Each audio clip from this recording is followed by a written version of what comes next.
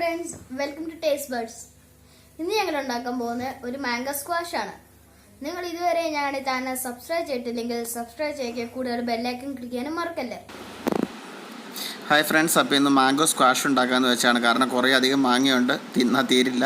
അപ്പോൾ അതുകൊണ്ട് തന്നെ അത് എങ്ങനെ എടുത്ത് വെക്കാമെന്ന് ആലോചിച്ചപ്പോഴാണ് മാംഗോ സ്ക്വാഷ് ഉണ്ടാക്കാനുള്ളൊരു ആലോചന വന്നത്. അപ്പോൾ ഇതുപോലെ ഒരു 2 കിലോ മാമ്പഴം, നല്ല പഴുത്ത മാമ്പഴം 2 കിലോ ഇതുപോലെ അരിഞ്ഞെടുത്തു. നന്നായി അരിഞ്ഞെടുത്തതിന് ശേഷം ഇത് മിക്സിയിൽ അടിച്ച് ഒന്ന് ജ്യൂസാക്കി എടുത്തു. വെള്ളം ഒട്ടും ചേർത്തിട്ടില്ല, വേറെ ഒന്നും ചേർത്തിട്ടില്ല, ഇത് മാത്രം. അതിനുശേഷം ഒരു പാനിലേക്ക് 1 കിലോ പഞ്ചസാരയാണ് നമ്മൾ എടുക്കുന്നത്. 2 കിലോ മാമ്പഴത്തിന് 1 കിലോ പഞ്ചസാരയും 1 ലിറ്റർ വെള്ളമാണ് എടുത്തിരിക്കുന്നത്. അപ്പോൾ 1 ലിറ്റർ വെള്ളത്തിൽ 1 കിലോ പഞ്ചസാര നന്നായി അലിപ്പിച്ചെടുക്കുക. തീ ഓണാക്കിയിട്ട് വേണം. അപ്പോൾ നന്നായി അടിച്ച് ഒരു നൂൽ പരുവാകുന്നവരെ ഇത് ഇളക്കിയെടുക്കുക.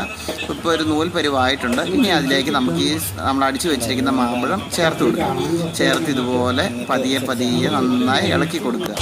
നന്നായി ഇളക്കി കൊടുത്ത് ഈ ഒരു പരുവാകും. അത് നന്നായി ഒന്ന് തിളച്ച് വരണം. അതിൻ്റെ വെള്ളം ഏകദേശം ഒന്ന് കുറുകി വരുന്ന വരെ, തിളയ്ക്കുന്ന വരെ ഇത് നമ്മൾ ഇളക്കിക്കൊണ്ടിരിക്കണം. അല്ലെങ്കിൽ ഇത് അടുക്കി പിടിക്കാൻ ചാൻസ് ഉണ്ട്. അപ്പോൾ ഇത് നന്നായി ഇതുപോലെ ഇളക്കിയെടുക്കുക. ഇപ്പോൾ നിങ്ങൾക്ക് ചെറിയ കട്ട പോലെ കാണാമെങ്കിലും അതിപ്പോൾ ഇതിപ്പോൾ കഴിഞ്ഞപ്പോഴുള്ള എങ്ങനെ ഇരിക്കുന്നത് നിങ്ങൾക്ക് കണ്ടാൽ മനസ്സിലാവും. ഇതുപോലെ വരും. അപ്പോൾ ഇതുപോലെ നന്നായി വന്നതിന് ശേഷം ഇതിലേക്ക് നമ്മളൊരു 6 സ്പൂൺ, വലിയ സ്പൂൺ 6 ചെറുനാരങ്ങയുടെ നീര് നമ്മൾ ഒഴിച്ചു കൊടുക്കണം. അപ്പോൾ 6 ടേബിൾ സ്പൂൺ ചെറുനാരങ്ങ നീര് ഒഴിച്ചു.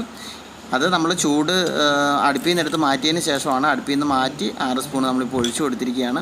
ഇനി അത് നന്നായിട്ടൊന്ന് ഇളക്കി, ഇപ്പോൾ നമ്മുടെ മാംഗോ സ്ക്വാഷ് റെഡിയായിരിക്കുകയാണ്. ഇപ്പോൾ നമ്മൾ നന്നായിട്ടൊന്ന് ഇളക്കി അതൊന്ന് മിക്സ് ചെയ്ത് വെക്കുക.